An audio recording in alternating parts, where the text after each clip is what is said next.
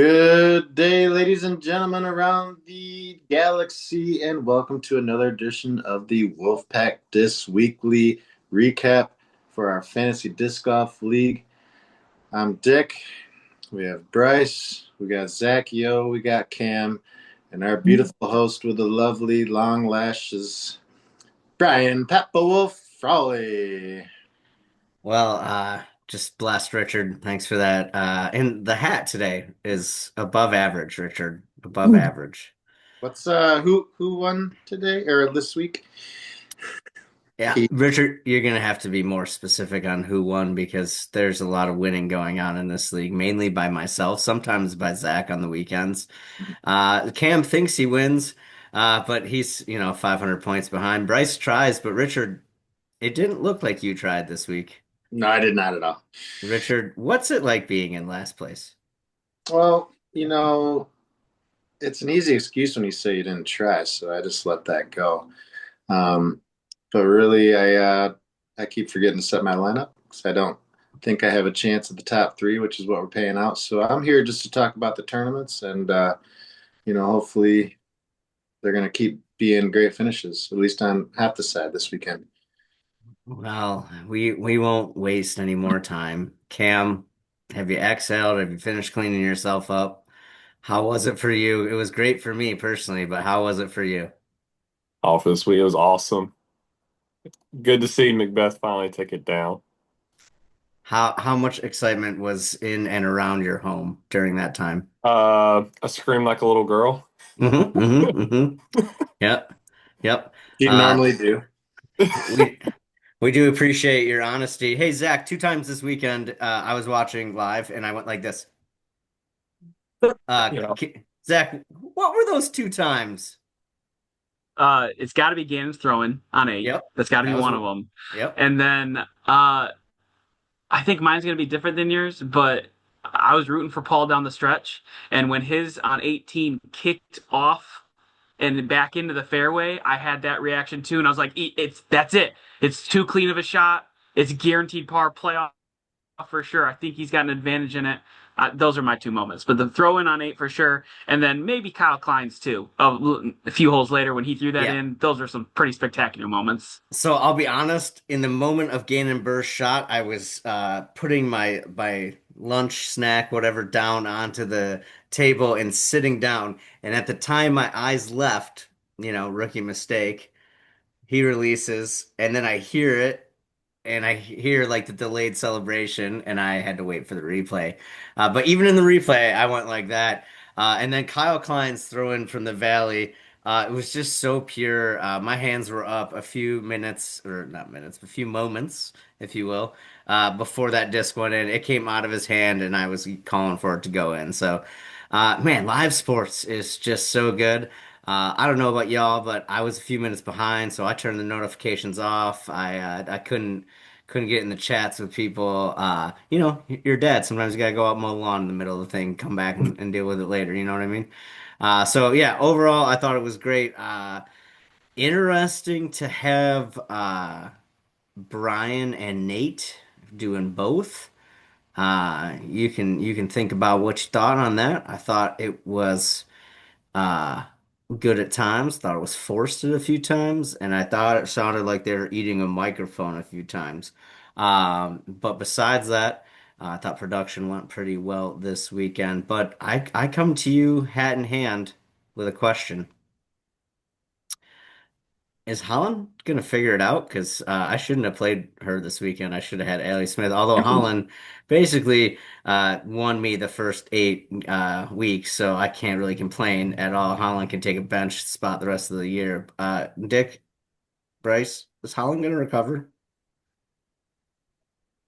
I'll start. Yes. Okay. Whew. How long that'll take, I don't know. I find it. I was thinking about this over the weekend. Excuse me. The You're top, excused.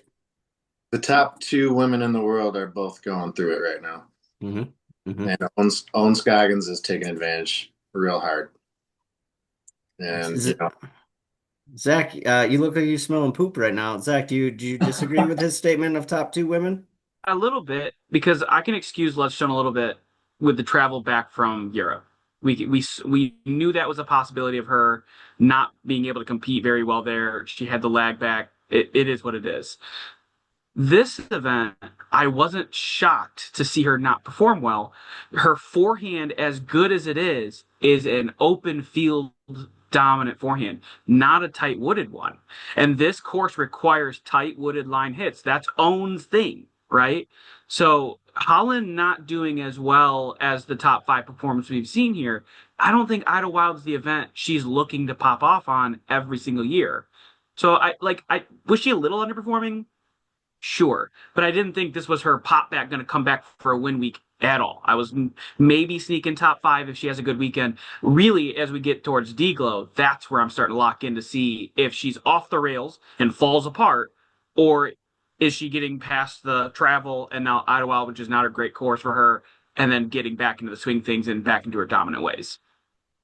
Bryce, if Holland doesn't come in top 10 FPO at D-Glow, are you freaking out a little bit? I mean, not necessarily freaking out, no. I don't know, like Rich said, it could take a little bit of time. She's got a couple things to figure out, but it's a streaky game for a lot of players, so she might just be on the downside of the roller coaster right now. Who knows? She seems like the type they'll figure it out and straighten things back out. She seems like the type that'll work to figure out what the problem is and correct it. So no, I don't think the sky's falling at that point. Yeah, I can see what you're saying there, Bryce. You're probably the best player in the group. Maybe Cam, maybe Zach. It's all coin flip, but we all get streaky sometimes, right, Bryce? Absolutely. Cameron, you streaky ever? Zach, you got a little streak in your drawers ever? Yeah, especially after Indian food. Yep. Well, glad you caught it. Just making sure that you knew it was coming in for the joke. Owen did dominate at the FPO side. Wait, did Zach shit himself? Yep, just once. Don't worry about it. All right, let's go. Watch that red curry. Yeah, it sneaks up on you. It's spicy. So Owen takes FPO down.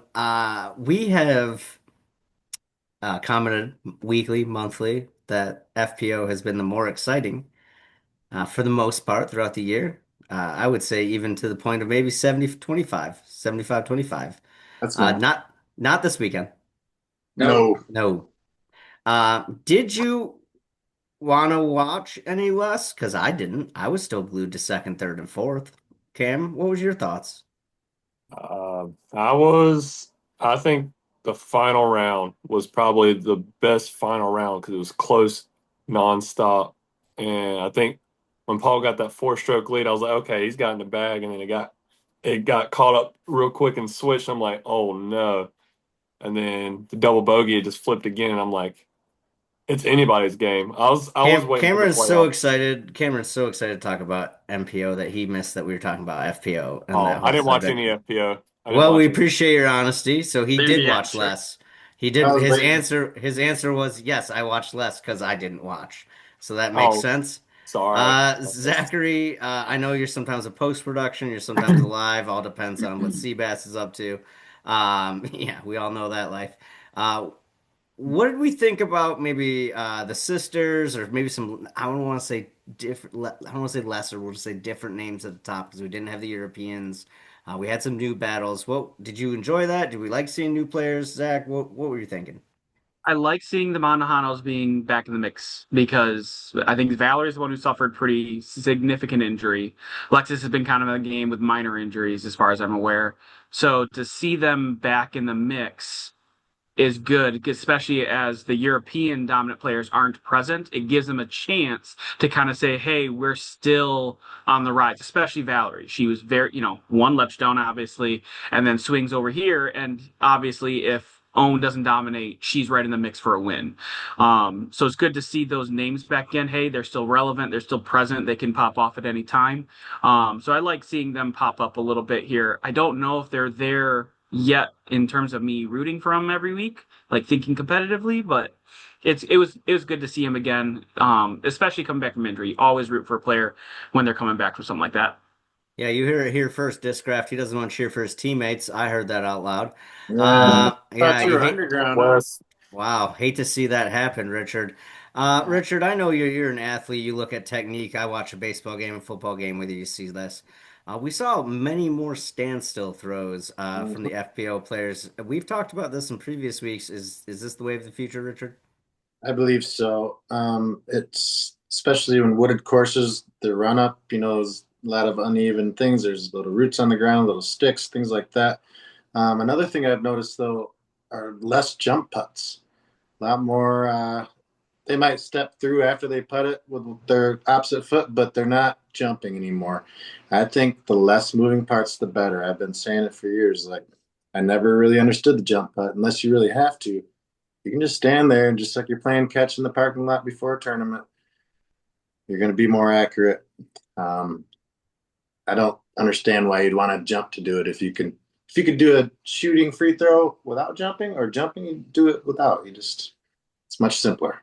I agree with the no step putt. I actually switched mine a couple months ago, and if I'm missing cage or band, and I would make it a lot more C2s than I normally would with a step putt. Yeah. Yeah, I don't like the step putt. I do jump putt every once in a while, but mine's definitely legal because, I'd call myself on a foot fault. Honesty is the right policy, right, Richard? Honesty is the right policy. Don't ever forget that. We appreciate that. Bryce, if you had to pick an MPO player under the age of 25, not named Gannon Burr, who would you pick as the best? Under the age of 25. How old's AB? He's 20, under 21. 20. he's under 24, I think. he's Oh, under no, 25. That's why I Yeah, asked he this is question. he's a little older, yeah. I mean, he seems like an obvious answer. Kyle's been up there quite a bit recently. Niklas. Oh, absolutely, Niklas. I didn't think about him. Yeah, he's been off the scene the last couple of weeks. So Is he under 25? I'm pretty sure. You're pretty sure. I think he's the same age as AB. I think he's Okay. like 22. I thought he was early 20s. We asked this question to get you thinking because Zach has proposed something in the chat. Yeah, maybe he did it in between the lines, and I don't know how to read, but I'm the producer, and I'll make this up as I go. But um, Zach basically said Cole Redallen is the best player not named Gannon Burr under 25 now that he's back healthy. Zach, defend yourself. So, not how I wanted to word that, but I will take this take because of this. We saw what Cole's capable of when he won Ledgestone. Mhm. Absolute shredder. Makes Northwood Black look easy with a putter in his hand the entire time. Has incredible power. Has the ability to do anything and everything within the game that he needs to do.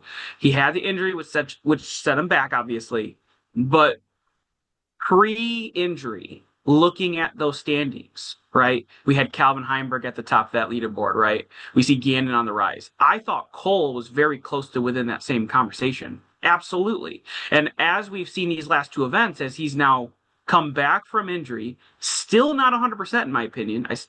You can tell he's still getting nagged. He's been talked about. He's been on coverage. He's been relevant. He made a huge charge in the last day here at Idelwind. I think that if he continues to improve with his health and he continues on this trend, he may be way more dangerous than we may be giving people credit for. And all of a sudden, we may see a conversation of three people competing week in and week out with that AB and Gannon conversation. That's just my opinion. So, Richard, before we go to Bryce, Richard, once again, Zach said he didn't like a discraft player. He said Luke Taylor is not as good as Cole. So who are you picking? Cole Redallen or Luke Taylor, Richard?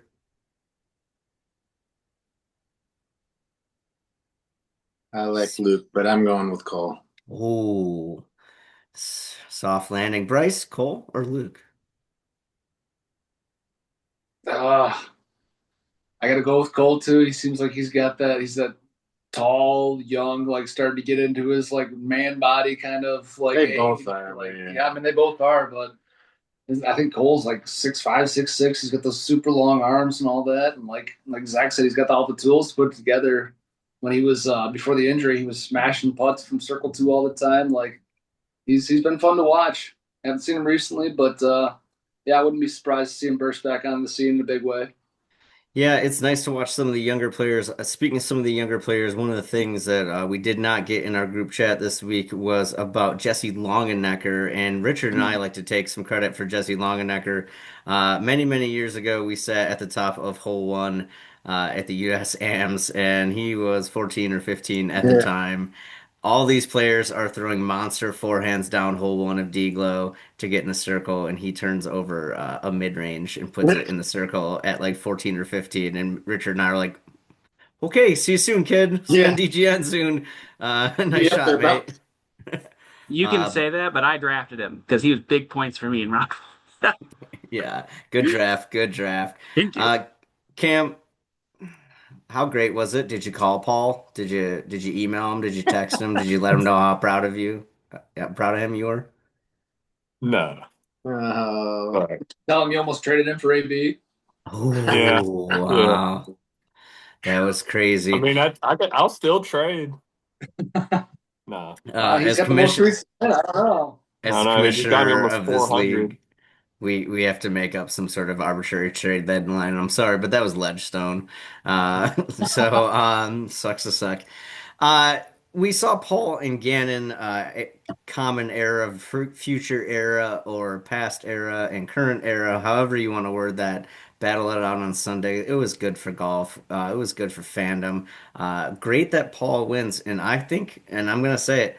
As long as Paul wants to play, I think the answer is always it's great to see Paul win.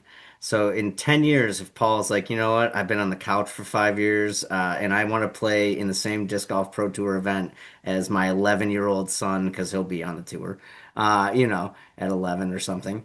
I think that would be great. I think it would be cool to see a Ken Griffey Jr., Bronny and LeBron type Cal and Cal's dad and brother Billy thing happen. It would be cool. But it was very evident that people were not cheering for Gannon. Is that fair to say? yes.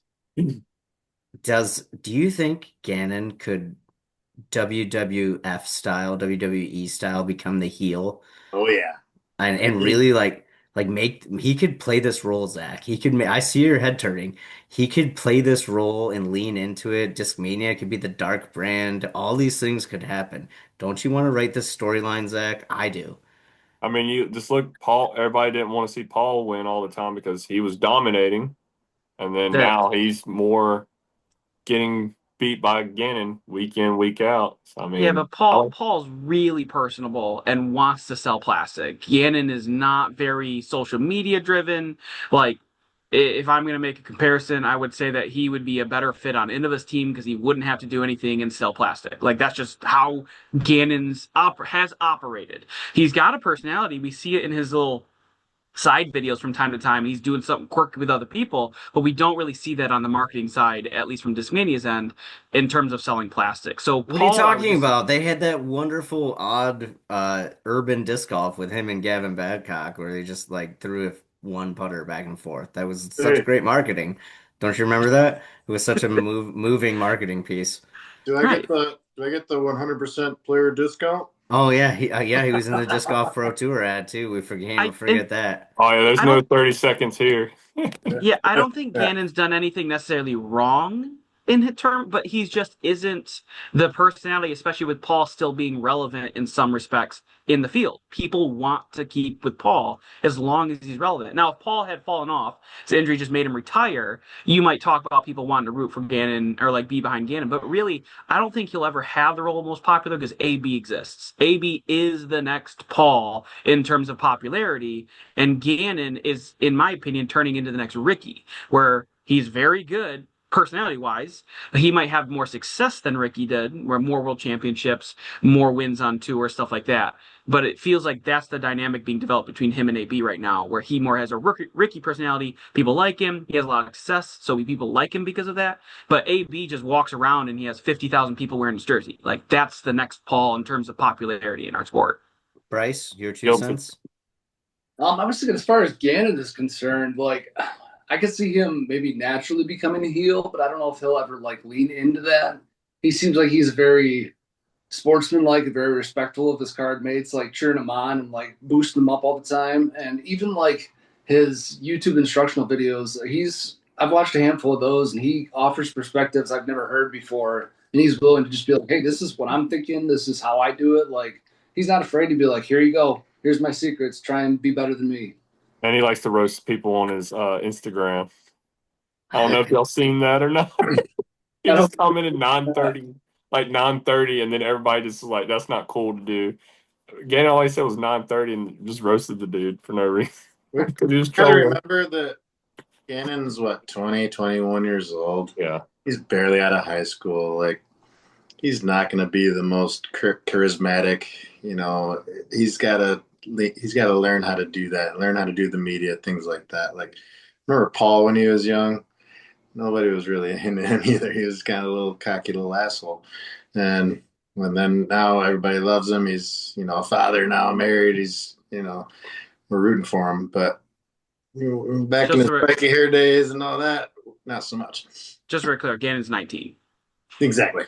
So even more of a point for me, yeah. It's even younger. Yeah, I know. Wait, is he the youngest world champ? Ooh. That's a good take. It's first. Is he the youngest world champ? When did Paige win her first? Yeah, that was my question. Would be an FPO player. We I almost should have worded that in ever. MPO division. I should say in the MPO division. It's probably close. How old was Paige Shue? Oh, yeah. She was like 19, 20. 18, 19. Something like that. That's crazy. Good memory pool right there, Bryce. Nice job, buddy. Proud of you there. He's good like that. Hey, speaking of young people, I don't know if you guys checked out that damn Worlds. Let's go. The future of FPO is right there. Right there. We're gonna see a couple of our friends from Michigan in the limelight here pretty soon. And on the MPO side, MA1 side, Cam was already excited to shout out. Who won, Cam? Hayden Carroll. From what team? Discraft Underground. Yes. I believe the man is from Canada, I believe. I rooted for him. I promise I rooted for him. No, you didn't. Well, Zach, we're going to have to turn this footage into someone that cares. Luckily, Wes and Bob probably don't care. We're just going to keep moving on from that one. I think I already won the league. We don't have to talk about the league anymore. That's cool. Cheers to that. I'll be divvying up. Oh, hey, Bryce, you had a great point earlier when you were talking about Gannon's instructional videos. Brother Joel, who's in second place in our league, doesn't come on the internet, so don't worry about that. But in the league, Brother Joel's in second, redid his putting form because of one of those videos, talking about keeping his elbow inside, like Gannon does. So yeah, those videos do work out. Idelwind, is it still going to be on the tour in 10 years? I hope so. Mm-hmm. I mean, I could see it being like another Waco. It's just Birdie and Eagle Fest. Oh, man, you just got everyone that lives above, let's say Tennessee. That's like, I don't know if those are two comparable things. Personally, I don't put Waco in my top 30 courses I want to play. I think Idlewild's in my top 5 I'd like to play tomorrow. But that's that. Zach, Idlewild, is it going to survive? Is my question. Why? I believe so because of its uniqueness. It is a forehand favorable course that's not just dummy favorable. Like a lot of courses that are like I'm wooded and I'm forehand favored are boring. It's just like certain people. I wasn't gonna say it, and so it's hard to watch. This course, you see Gannon, who's got a phenomenal forehand, but is a backhand dominant player. Paul's the same. He's got a phenomenal forehand, was able to play really well. You get the opportunity at Idelwild very much like you do at Ledgestone, where at Eureka Temp, somebody can pop off that isn't normally on the scene at any given moment. It's a great equalizer without being hard unlucky and without being boring. And because of those two elements specifically, it's easy to film, great community, like a bunch of elements on top of it. It's a great event. And I think people will continue to want to go to it. I think it'll continue to be an event moving forward. I'd be shocked if it fell off the tour without finding a hard replacement specifically for that course, trying to For that emulate it but style. better. Yeah. Correct. Yeah, for that style. That makes sense. Speaking of style, we see D-Glow coming up here. Cam, since you're the only one not residing in Michigan right now, we'll let you talk about, is D-Glow super sweet, or do we just have a ton of homerness? D-Glow is one of the top 5 courses I really want to travel and play. I think it's awesome. You got different elevation, you got different unique shots, you got tight wooded, and you got the open shots. So it's a good mix. I feel like it's top 5 on the tour in Top the in five the on the in the states. in the States. Top five on the tour in the States, according to our man not from Michigan. I will say, as a person that moved to Michigan and has been to that course many times and helped and caddied and done all those things on that course, one, my feet hurt. I'm tired thinking about it. But for sure, unlike any property I've ever played, it is unique. It has shots that I can't pull off. But man, when you watch pros pull it off, you're like, wow, that's the difference between you and me. Richard, you're number one. I'm not saying that. I was just trying to say I want to say something. But one thing about D-Glow for me is it's not a ball golf course. That's a great thing for me. It's a true disc golf course. But for a true disc golf course, I think it lends to having a huge amount of spectators that have great views more than every other like permanent, it's not totally permanent, but like just legitimate disc golf course. And those crowds on Sundays out there are nuts. Yeah. And they're huge all weekend. But on Sunday, like when it was Eagle versus Kyle and I'm, doing crowd control and it was just like thousands of people lining that 18th fairway up the left side. And it's like one of the best finishing holes, I think, on tour. Yeah. Was. Zach? Was. Zach, are you a Sorry. little salty about how Sorry. 18 is? I know. Had a Nick moment. My bad. No, I I understand. think I do want to go back to the shorter one. You're the I will say that I think that D-Glow has always had a step behind Ledgestone because it doesn't have one as many courses in the area to provide the amateur experience around it, and two, it doesn't have a secondary course that you can put around D-Glow. I filmed it twice now with 4 rounds in D-Glow, and it's killed me. Having a second course now being put in could be enormous if it's done properly and it works well. It could blow this into a top 2 course right away, like event wise. Because I think Toboggan recognized as a phenomenal course, regardless of where you go in the world. But if you get another course in there, you have a more centralized location for like tents and cellars and all that stuff, and you can get that working the way you want it to. Man, D-Glow, you're going to be talking about Ledgestone and D-Glow in the same breath all of a sudden. And I am excited to see if that works out. I hope Nate can get that pulled off for Michigan here in D-Glow because the community here, as you already said, is phenomenal, supports it. We want that here, 100%. Would you want a wooded course or an open course for like the second one if you wanted to make it big? Do you want something you see everybody throw hyzers, or do you want somebody throw like Northwood Black? Well, so we got to think of 2 things here. One, we got to think of the property that they have available to them, right? Because we can say I want a ball golf course, but there's no ball golf. Like there's a ball golf course available on site. There's literally a ball golf course. But you got to think of the property they can move in, and you got to think about what they can do to D-Glow. Like the toboggan course already. They've already added hole 5, one of the most, in my opinion, top 3 holes in the world. Just is. The one that had the red wood chips when they first put it in, now it's all grass. Great hole. So like right downhill, right? And they have the ability to manipulate that course more. So I know that the course is going to be slightly more wooded. I'd be interested to see if they take toboggan, make it slightly more open as they continue to trim, because this year they trim. So if they adjust it into being a little more open and then having that as the complement, I wouldn't be too surprised. Bryce, you looked like you had something to say a few moments ago, but that was moments ago. No, the changes they made to the Black Locust course. I've been out there a couple times for the Huron Valley League and played out there and got my ass kicked and killed by rating, which is nothing new to me. But the changes they made are awesome. Like I think it's going to be an exciting course.